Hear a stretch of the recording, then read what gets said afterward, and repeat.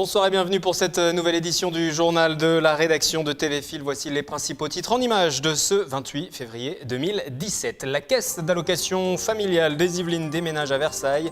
L'immeuble réalisé par Nexity sera implanté dans le quartier des Chantiers. La pose de la première pierre vient d'avoir lieu, fin des travaux en 2018.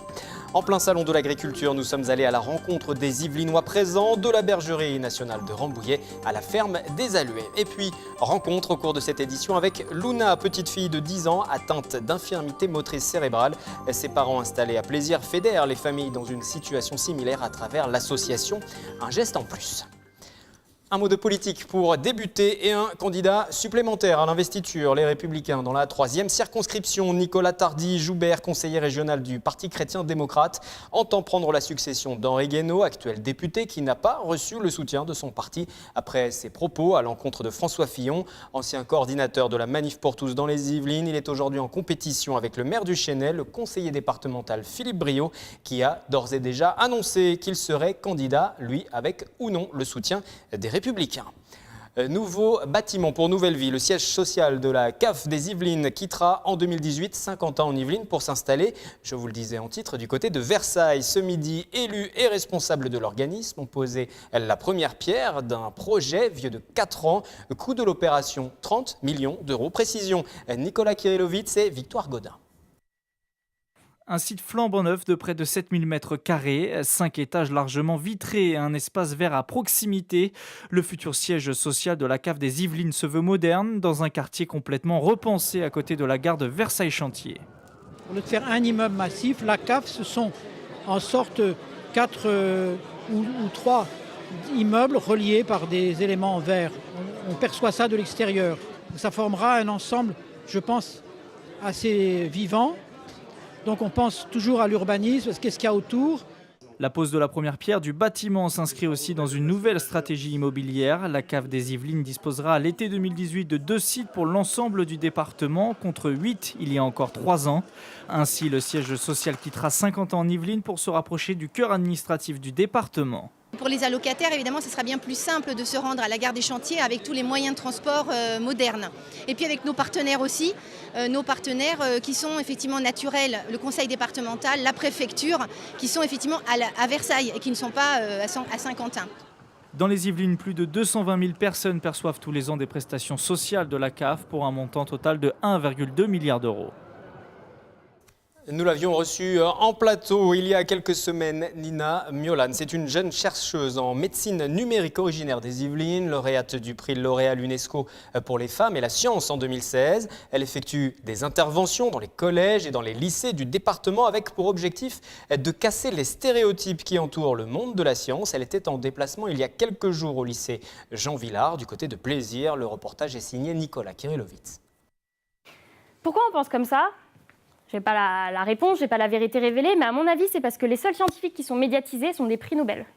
Nina Miolan n'a pas encore de prix Nobel, n'a pas les cheveux blancs et ne semble pas enfermée dans un monde parallèle. Et pourtant, la jeune chercheuse est déjà reconnue pour son travail. À 26 ans et une thèse sur la médecine numérique en poche, elle parcourt les établissements scolaires yvelinois pour tenter de contrer les idées reçues qui entourent son travail. On imagine tout de suite un homme blanc, en blouse, vieux, avec des cheveux en pétard, etc. Dans tous les cas, pas une femme. Il y a beaucoup de personnes qui sont convaincues que c'est pas fait pour les filles. Et aussi que les filles sont naturellement moins bonnes, comme si notre cerveau n'était pas disposé à faire des sciences. En France, moins de 30% des chercheurs en sciences sont des femmes. Pire encore, les prix Nobel, les hommes trustent 97% des récompenses. Nina Miolan, à travers son parcours parfois compliqué, souhaite ainsi donner l'envie aux plus jeunes de faire des études scientifiques. Moi, je pensais que, par exemple, pour être scientifique, il fallait avoir une blouse, etc. Et en fait, non, parce que comme la femme qu'on a vue, elle n'était pas du tout habillée comme ça. Même s'il n'y a pas encore beaucoup de femmes dans le domaine scientifique, je pense qu'il y a beaucoup plus de différences et il n'y a plus vraiment les stéréotypes de l'ancien temps. Enfin, je pense que ça a changé. D'ici quelques jours, la jeune chercheuse yvelinoise s'envolera aux États-Unis pour la suite de sa carrière professionnelle. Elle espère pouvoir y continuer ses interventions pour les femmes et la science.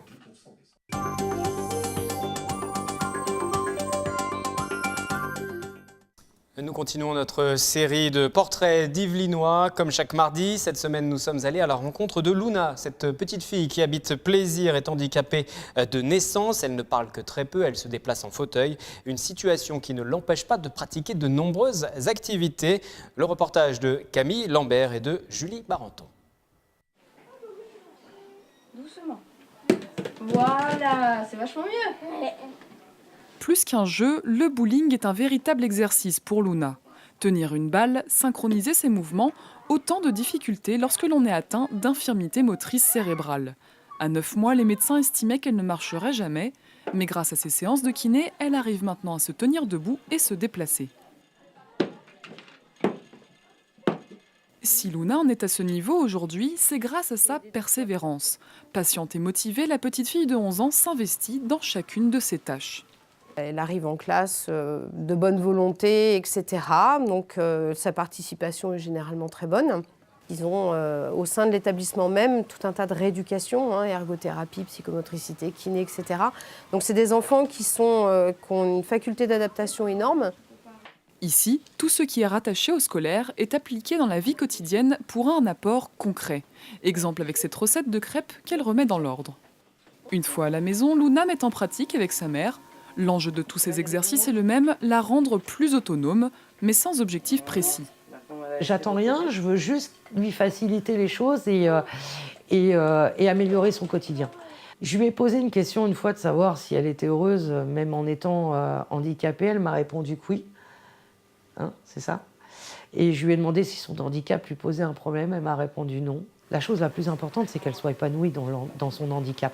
Un épanouissement qui passe aussi par le matériel. Ces différents équipements lui permettent de se déplacer ou de communiquer plus facilement avec les autres, comme cette synthèse vocale qu'elle a depuis 3 ans. Je m'appelle Luna. Ça permet d'avoir à s'exprimer et aussi pour pouvoir apprendre à lire et à écrire. C'est important en fait qu'elle entende les mots quand elle appuie dessus. En dehors de la maison et de l'école, Luna pratique différentes activités. Elle va à la piscine chaque semaine et pour la première fois, elle se met à la guitare. Un moyen de s'amuser pour Luna qui adore la musique et surtout de solliciter sa main droite qu'elle n'utilise que très peu habituellement. On a surtout travaillé avec la main droite pour essayer de voir qu'elle commence à bouger un peu la main droite pour faire des notes. Et moi, j'ai fait quelques accords avec la main gauche pour que ça commence à sonner, à faire un peu de musique. C'est arrivé, on a fait quelques accords. Exactement, avec le pouce. Donc on y est arrivé, c'était bien. On a vraiment envie de montrer que l'handicap, c'est pas une tare. On peut vivre avec un handicap, on peut faire des choses. Luna a hâte de faire de la moto, par exemple, ou faire du saut à parachute, et je pense qu'on le fera de toute façon. Un nouvel équipement est en cours d'acquisition pour aider Luna à marcher, des appareillages pouvant aller à plus de 7 000 €. Pour pouvoir le financer, Corinne organise des événements au profit de son association Un Geste en Plus. Fin avril aura lieu un concert rock à l'IEM de Bailly. Retour à l'actualité, le Salon international de l'agriculture a ouvert ses portes le week-end dernier à Paris. L'occasion pour certains producteurs et agriculteurs yvelinois aussi de venir présenter produits et savoir-faire. Nicolas Kirillovitz et Nicolas Dandry étaient sur place. Des cochons, des vaches, des moutons, près de 3200 bêtes sont mises à l'honneur au Salon international de l'agriculture. Et parmi ces animaux, des ovins yvelinois, les mérinos de la bergerie nationale de Rambouillet. C'était les mérinos au départ, et comme ils séjournent depuis plus de 2 siècles à la bergerie nationale de Rambouillet, ils ont été rebaptisés mérinos de Rambouillet. Je participe au jugement des concours de races ovines sur la qualité des toisons, en tant qu'expert lainier auprès du concours général agricole. Il y a des critères qui sont communes à toutes les races, notamment l'homogénéité. C'est-à-dire qu'on essaye de rechercher une fibre qui a la même finesse depuis l'épaule, où elle est la plus fine, jusqu'au gigot, où elle est la plus grossière. Prenons de la hauteur pour rencontrer les producteurs. Pour sa 2e présence sur le salon, la ferme des Alluets fait découvrir ses légumes anciens. Des visiteurs étonnés face à des produits comme le choucal, la poire de terre ou la racine de persil. Venez, goûtez. C'est de la racine de persil ? Oui, ça se mange cru. ou cuit comme une pomme de terre. Les gens passent, nous posent des questions. Ah bah tiens, c'était comme ça le salsifis, je pensais pas que ça poussait comme ça. En plus, on les éduque un petit peu, on leur explique comment le cultiver. Même les gens qui viennent du sud de la France, ils disent bah voilà, tiens, au salon, on a vu des légumes en Ile-de-France qui étaient formidables, quoi. Pour ce Salon international de l'agriculture 2017, les organisateurs attendent plus de 620 000 visiteurs jusqu'au dimanche 5 mars. Agriculture, toujours, et le second volet de notre dossier de la semaine. Nous allons aujourd'hui partir à la rencontre des acteurs du monde agricole dans les Yvelines, avec les exploitants de Saint-Quentin en Yvelines et des environs qui se sont réunis sur un forum organisé à Saint-Quentin en Yvelines. Le reportage de Mickaël Elmidoro et Patrick Jacques de Dixmude. Donc il y a une cellule de blé améliorant sur la droite où il y a à peu près 160 tonnes de blé. Du blé améliorant, donc du blé très protéiné pour notamment donc, des besoins de la meunerie. Julien Thierry, 32 ans, est l'un des 952 agriculteurs implantés dans les Yvelines. En 2015, le jeune homme décide de s'installer avec ses parents dans leur ferme de Toussus-le-Noble. Il souhaite développer cette exploitation de 300 hectares, une histoire de cœur. C'est la ferme familiale, donc moi j'ai grandi ici. Il y a aussi il y a un historique familial puisque mes grands-parents, mes arrière-grands-parents cultivaient ici. Ça fait quand même plusieurs générations qu'on est ici, donc il y a un attachement par rapport à ça. Sur ces terres agricoles, Julien Thierry et son équipe récoltent du blé, du colza, de l'orge, du maïs et de la betterave sucrière. Une exploitation rendue possible grâce à la fertilité du département. On a des terres notamment donc, sur le plateau de Saclay. C'est des terres qui sont très bonnes. C'est du limon profond, donc des très très bonnes terres sur lesquelles on arrive effectivement à avoir de bons rendements. Je savais en arrivant, on va dire, ce qu'il y avait autour et le potentiel aussi de la terre. Donc voilà, je me suis installé en toute connaissance de cause. Agriculteur passionné par son territoire, Julien Thierry participe ce samedi 25 février à un forum consacré au développement de l'agriculture. Un rendez-vous où se sont retrouvés les principaux exploitants du département. C'était notre but en fait, c'était de pouvoir rassembler les personnes d'univers différents, les faire se rencontrer, qu'il y ait du dialogue entre elles. Donc après la présentation des diagnostics, il y a pu y avoir au moment de la table ronde donc des échanges entre les agriculteurs, les associations. On avait des élus présents aussi des communes, donc ça c'est très intéressant pour nous aussi pour qu'ils puissent prendre connaissance vraiment de la part des agriculteurs et des associations. L'événement a présenté un diagnostic de la situation pour les exploitants des 12 communes de l'agglomération de Saint-Quentin en Yvelines.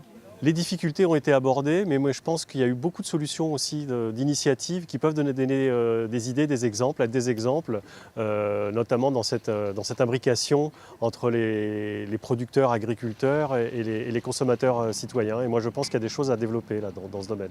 Une synthèse complète des discussions abordées pendant le forum sera rendue publique dans les prochaines semaines. Le résultat permettra notamment d'enrichir les réunions à venir dans le cadre du plan climat de Saint-Quentin en Yvelines. Et pour terminer ce journal, regardez ces images, ces 580 visages dans la salle d'exposition du Conservatoire de Montigny. À l'occasion de ses 20 ans d'existence, la structure a décidé de présenter non pas les œuvres, mais les visages de ceux qui apprennent, enseignent et créent cette saison.